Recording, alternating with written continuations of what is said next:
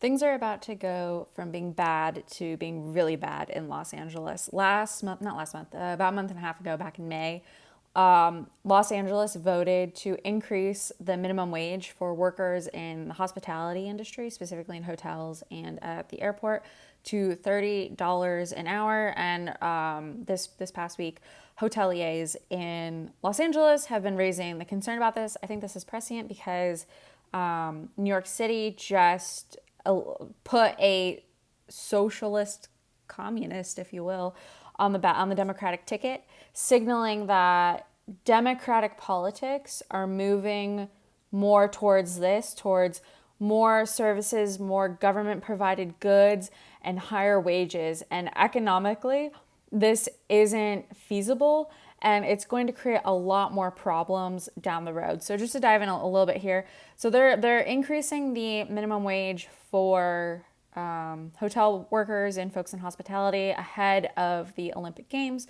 So it's going to raise it up to $30 an hour. Tourism is one of the big industries in LA County, so this is a way for them to get higher paying jobs.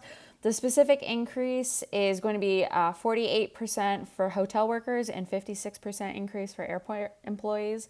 So right now it looks like the minimum wage it says it's higher than the standard 18, so it's about $20, I guess.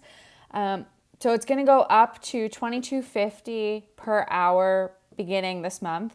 And then next year it's going to increase to $25, then $27.50, and then finally in 2028 it's going to hit $30 an hour. Now, proponents of this are obviously cheering. It's like, oh my gosh, great, people can finally have a living wage.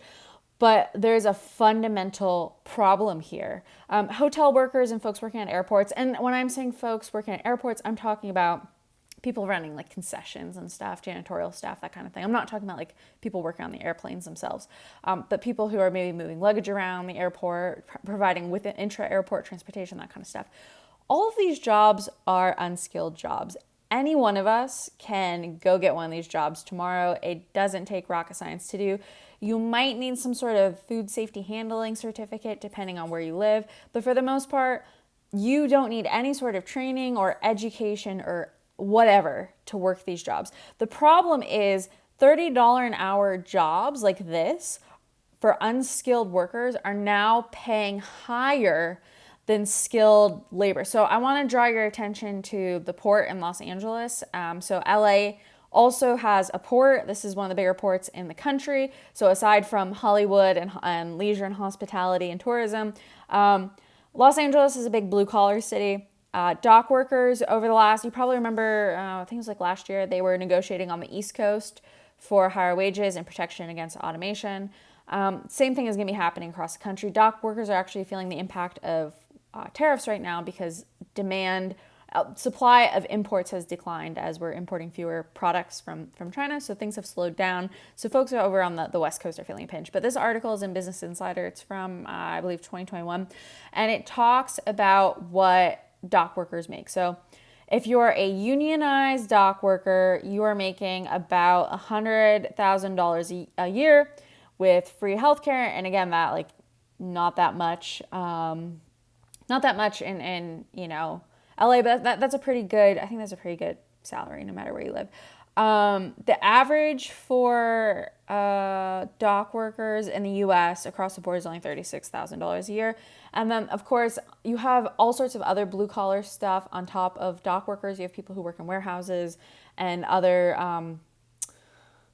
transportation, truck workers, that kind of stuff. So a lot of blue collar work is involved in like receiving imported goods and then transporting them across the country for eventual distribution, right? But what this article talks about is, so workers within the ILWU, which is the labor union that represents dock workers, were able to negotiate for higher wages. It doesn't reflect the pay of the hourly workers who are called onto the job when the ports need extra workers. Those workers do not receive benefits and have a starting pay of about $25 per hour. So I've been diving deeper into blue collar work because I think it's going to make a resurgence, but the history of it over the last, I'd say 4 or 5 decades now, and during what I call a period of DeIndustrialization, it has fundamentally changed. And because so much of our attention has been focused on getting kids to college and the proliferation of white collar jobs, a lot of the stuff that's been happening in the blue collar workforce has kind of been obfuscated, and just most people aren't aware of it. I think if you talk to your average college graduate who lives in a big city like LA, San Francisco, New York, DC, they have no clue what is going on in the rest of the country. So I've been trying to get myself caught up to speed on the history of deindustrialization since about the 1970s, 1980s. And one of the things I learned that I had no idea is that in order to protect and retain factory jobs in places like Indiana and in Ohio and across the Rust Belt and in Michigan, unions kind of sold out their workers, and they used different benefits that they already had as a bargaining chip to get jobs. So one of the bargaining chips that they had was to take lower wages. So if I'm reading a book about Janesville right now. So say General Motors was close the plant there, right? And so General Motors could come to the union and say, okay, we're going to close the plant here. You're going to lose X amount of jobs. The union could come back and say, okay, if you keep the jobs, we'll agree to a lower wage, less health benefits, yada, yada, yada, right? So the hourly wage and the benefits were negotiating tools that the unions could use to protect jobs. So what I've learned is that part of the effort to protect jobs in the 2000s and 2010s was the creation of a two-tiered payment system, a two-tier income system within the blue-collar workforce, specifically within factories. So what happens is, based on your seniority is really important in blue-collar work. Based on how long you've been working at a factory, you would have either kept your pay, possibly docked a few dollars, right, in order to compensate for keeping your job. So maybe you made $28 an hour, maybe the union negotiated you down to $25 an hour, right?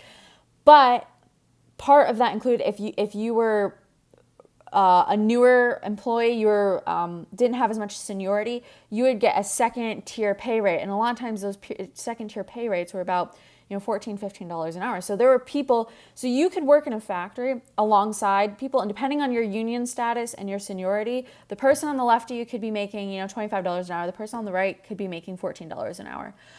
So this is a big deal that isn't really, everything just gets kind of lumped together and we don't parse through the details. And this is pretty big. Like, how would you feel if you had to show up to a job and you were paid half of the person doing the same exact work as you? Like, it's just completely demoralizing, and it's really undignified. So this is a really great example right here. Is you have dock workers who, they're making $100,000 a year. I'm sure this includes overtime, by the way. But they're bringing home over $100,000 a year. They're actually putting in a lot of labor hours to earn that. But then there are people within this industry who aren't making $25 an hour. And now I bring this up because now dock workers and these types of people are now competing with these guys, with folks working in hotels making $30 an hour. So if you're a dock worker and you have a choice between heavy labor, working outside, back-breaking labor, or doing maintenance at a hotel for $30 an hour, like which option are you going to choose? Of course, everyone's going to choose the higher option. It's that makes sense. And so you're going to see a couple problems here. So I think hotels are going to leave. Hotels are, and I think, hotels are going to leave, right? You have company hotels, big ones, like your Hiltons and your Marriotts, who are going to be like, screw this isn't worth it. They're going to leave. Any new hotels that are being built, they're going to be below the threshold for this requirement. I think it's 70. I don't remember off the top of my head. But there's a threshold where if you have less than a certain number of rooms, you're exempt from this. So I think new hotels will be building to that requirement. So you're going to have smaller hotels. But folks are going to, I think, jobs are going to go away. Like, there's no way. Employers, especially smaller employers, there's no way you can afford to pay $30 minimum wage to a janitor or someone who's doing housekeeping. And that's not to denigrate housekeeping. That's not to say it's not easy. But how can you tell a dock worker who is fundamental to our economy that he should be paid less than someone doing housekeeping at a hotel in Los Angeles County?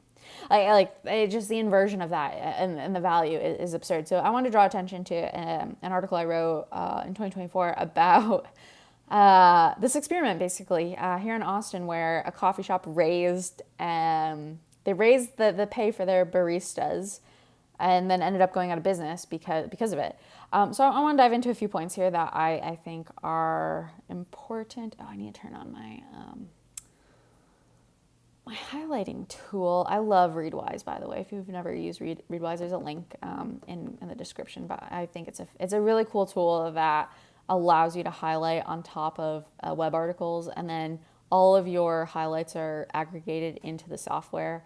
And I think they have like AI integrated within it, but then it also syncs to Notion. So it's just like this really cool way to organize things. Okay. So the whole gist of like these higher wages is that it's supposed to provide a livable wage to all workers within an area. The problem is not all work is equal, and not all lifestyles are equal. Like, it's very subjective. So whoever comes up with these numbers, like $29 an hour in San Francisco, like about $24 an hour here, I don't know who's making those distinctions, right? Because there's so many subjective variables within calculating this that it's hard to say what's what. Like, a one bedroom apartment in Austin, right, is going to be cheaper than a 3-bedroom house on renting wise. Should a family of 5 live in a 1-bedroom apartment? I don't know. Should they live in a 3-bedroom house that they rent? I don't know. Like, how do you make the distinction? And then within those, like, there's been a huge housing boom here, and rents have gone down. So it even depends on where in the city you live, depends how much rent you pay. Like, where I'm living now, the apartments around here, it's about probably half of what I was paying when I lived closer to downtown. So everything is really subjective, like how much people eat, dining out, all that kind of stuff. So it's really hard to say what exactly is a livable wage. And this is linked to the living wage calculator that MIT came up with. So it's a kind of somewhat credible source, but even within that, it's still crazy so subjective. It's hard to say like who deserves what, right? How do you even calculate that? So that's a big issue. But the other part is that not all work is created equal. So in here I write how an economy can survive without baristas. I compared baristas to truck drivers, which related to the dock workers I was mentioning. But to be a truck, you can't just wake up tomorrow and become a truck driver. You have to get your CDL. You're probably going to have to enroll in some sort of course or something, depending on the trucking company you work with. If you go become a owner proprietor or operator owner, like you're gonna have to figure out the financing to get your truck. Like, there's a lot to it. I can roll out of bed tomorrow and go work at a coffee shop. Like, I've worked at a coffee shop before, but regardless of whether or not I have experience, like, I can go outside and I can go and apply to jobs at McDonald's, at Starbucks. Like, I can do that. I can't just go get a job as a truck driver, right? There's a barriers to entry there. And so to say that a barista and a truck driver should be paid the same is absurd, because the barriers to entry are higher to becoming a truck driver or some other skilled trade where you need an education, some sort of license, some sort of owning tools, right? Like, tools cost money too. So there's barriers to entry, and those aren't considered in this cost of living conversation. And so oftentimes the workers have to bear the costs of those barriers to entry. Again, whether that's an education, licensing, or getting tools, like, they have to pay for those things. I mean, if I go become a barista, I don't have to bring my own espresso machine. I don't have to bring my own coffee. I just show up and it's plug and play. And truck drivers are important because the economy would grind to a halt without them. And we saw this in Canada. So shout out to all you guys who are watching from Canada. But the trucker strike during COVID, they stopped. Like, they threatened to stop and shut down the whole country because of some of the requirements. And so you can see what happens if trucking stops. Like, your store shelves are bare and the economy shuts down. If Starbucks stops operating tomorrow, like, it might be an inconvenience. You have a lot of alternatives and you're going to survive. And I'm a coffee snob and I love coffee, but like, you will survive without Starbucks. If the food trucks stop showing up to your grocery store, you maybe have a day or two before like things go really wrong.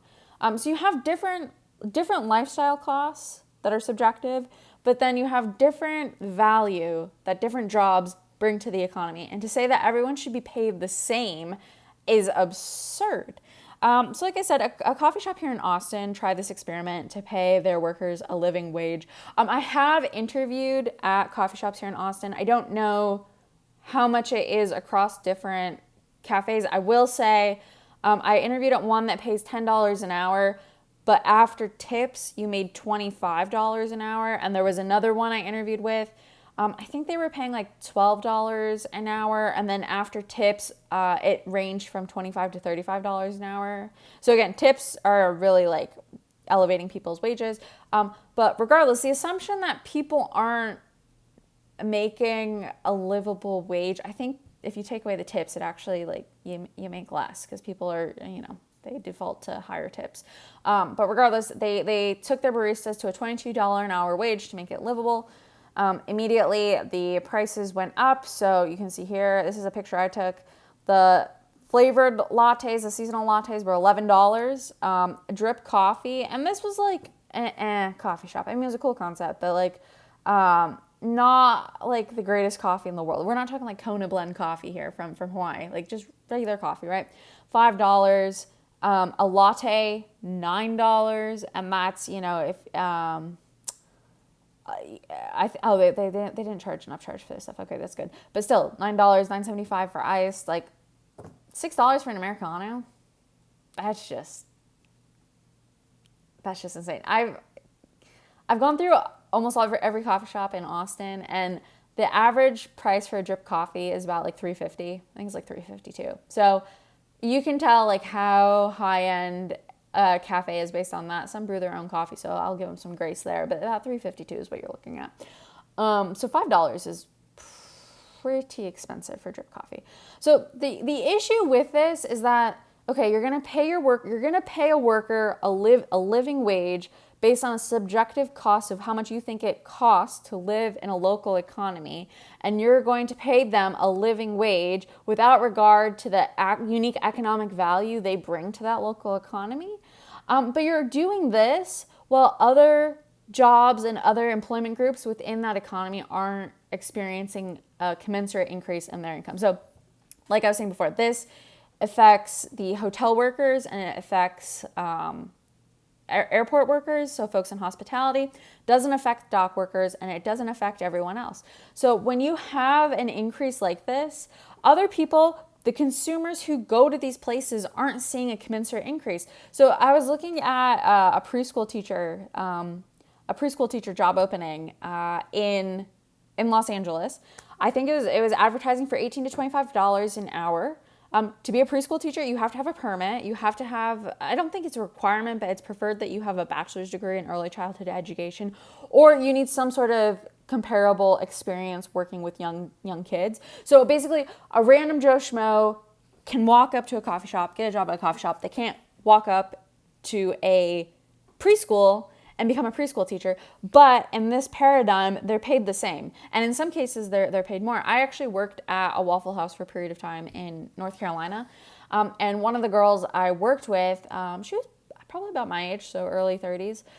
She had been a preschool teacher, and she left because she made more working at Waffle House. And I don't know if you've been to Waffle House, they don't have an expensive menu, like the tips you're getting there aren't crazy. So for someone to be making more at Waffle House with tips than what they made as a preschool teacher in a role that requires an education and licensing and permitting is just absurd to me. So obviously this didn't last. The coffee shop closed its doors within a few weeks because people just didn't want to deal with the higher prices, and there were enough alternatives where they could go elsewhere. So this raises an obvious question. If you raise prices to the point that it turns customers away, or businesses close as a result, does paying a livable wage even matter? So if you pay a high wage, if you pay your workers $30 an hour, but people stop traveling to Los Angeles for myriad reasons, including like just the quality of life there. I don't know why people live in LA. If you live in LA, you tell me why it's so great. You sit in traffic, there's homeless people everywhere. There were all these riots happening within the last couple weeks. People are really self-entitled there, and they're just, the culture, I don't know, it just doesn't seem very pleasant. And then you go there for the privilege of paying more for everything because everything's so expensive. Like, I mean, I can make my own strawberry balsamic, aged balsamic, whatever, ice cream here. Like, I don't need to go to LA for that. There's nothing fundamentally valuable about LA. And like, AI is about to take over the entertainment industry. So I don't know why people live in LA. So you tell me why people live in LA. But regardless, you're creating conditions when you raise the minimum wage. You're creating conditions that disincentivize customers from patronizing those establishments. And then as a business, you can't keep up with the costs, so you close. I was reading about a bakery in Seattle where this happened to. I think Seattle passed a similar requirement to increase the minimum wage, and this was just like a woman who, mom and pop style bakery, and she was like, I can't afford payroll anymore, so she closed up shop. So that's what's going to happen. You're going to have big businesses that are going to skirt the requirement by creating smaller hotels that are exempt from the payment. And you have hotels that are going to close. And you have businesses that are just going to like not hire as many people, or they're going to figure out ways to outsource. So what's the benefit of a livable wage if the number of jobs paying that livable wage decline? You know, would you rather earn $18, $20 an hour, or would you rather earn $0 an hour? That's kind of where it's at. Yeah, that's kind of what I cover there. So it really undermines employment. Like, the thing people don't realize with this whole living wage, higher minimum wage argument is that some jobs aren't meant to be paid a living wage. Scandalous, I know. I give an example here, but my grandpa, we have a grocery store back in upstate New York called Tops. And so my grandpa worked there. I think he worked there maybe Tuesday mornings and Thursday mornings. And he basically had the same job as a Walmart greeter. He stood out front and he passed out samples, free samples, like the Costco people. Go look at Costco. There's grandparents working there, right? He just passed out samples. He was retired. He had a pension. This was just something for him to do. He did not need a living wage. He was fine. He was on Medicare, again, had a pension, had his retirement, like his house was probably paid off. He was fine. He did not need a living wage. And so when people advocate for this, they're advocating for people like my grandpa. They're advocating for like teenagers. They're advocating for people who their job is meant to supplement existing compensation that they're getting elsewhere, whether that's, you still live at home and your parents are covering some of your costs, retirement and that sort of thing. Like, we've conflated the people who work in hotels or work in fast food as a full-time job with people who are just supplementing with it. And people don't realize that these types of jobs, they were never meant to be full-time careers. Flipping burgers is not supposed to be your career. If you have been working at McDonald's for 15 years and you are still flipping burgers, like, why is that society's fault? Like, if you can't climb the ladder, or if you haven't figured out that, okay, this can be used to fund something else, like going back to school, going to trade school, learning something, whatever. If you haven't figured out that it's supposed to be a stepping stone and you're supposed to increase your earnings over time, that's on you. That's not on the rest of us. We shouldn't have to pay, higher out-of-pocket costs, either to subsidize your higher wage on a municipal government level or in terms of higher prices that are passed on to us. That's your fault. And if you just want to be a burger flipper and don't want to climb the ranks and work your way into management, that's fine. That works for some people too. Lots of people work these types of jobs for a myriad of reasons. You got high schoolers, retirees, stay-at-home moms who just want a part-time job, something to do outside the house. There was a grocery store chain in Wegmans, back again, upstate New York. A lot of moms work there because it gave them flexibility, allowed them to do something outside the home, right?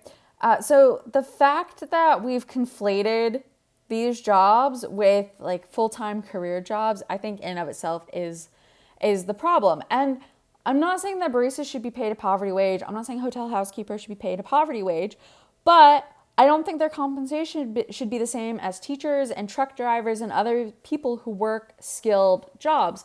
And so I think this is something LA has to think about, but also New York, because New York just, like I said, put Zohran Mamdani on the ballot, signaling a shift in Democratic politics that is towards this. So I suspect as the Democratic Party starts to split from the established kind of old folks, the old guard, into this new, more socialist wing of the Democratic Party, they're going to be pushing more policies like this, and it just doesn't make sense. It makes zero sense. It's going to disincentivize people from doing much of anything. Like if this is established and I could go get a job as a barista making $30 an hour, that's about what a lot of like entry-level writing positions pay.